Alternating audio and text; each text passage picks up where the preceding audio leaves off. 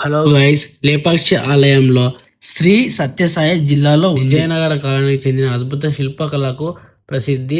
ఈ ఆలయంలోని hanging pillars ప్రపంచ ప్రసిద్ధి పొందాయి. లేపాక్షి వీరభద్ర ఆలయంలో మొత్తం 70 స్తంభాలు ఉన్నాయి. వాటిల్లో కొన్ని స్తంభాలు నేలను తాకకుండా కొంచెం పైకి ఎత్తులో ఉండి గాల్లో వేలాడుతున్నట్టుగా కనిపిస్తాయి. అందుకే వాటిని హ్యాంగింగ్ పిల్లర్స్ అంటారు. ఆలయాన్ని నిర్మించిన బరువు సమతుల్యత అనే అద్భుత సాంకేతిక ఉపయోగించారు.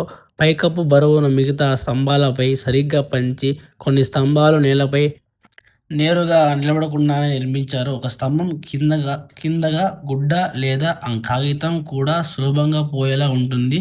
ఇది ఇప్పటికీ చూడవచ్చు. అప్పటి కాలంలోనే ఇంత ఖచ్చితమైన ఇంజనీరింగ్ పరిజ్ఞానం ఉండటం ఆశ్చర్యం. ఆధునిక యంత్రాలు లేకుండా కేవలం శిల్పకళ నైపుణ్యంలో ఇది సాధించారు. ఇది భారతీయ ప్రాచీన వాస్తుశిల్పానికి గొప్ప ఉదాహరణ.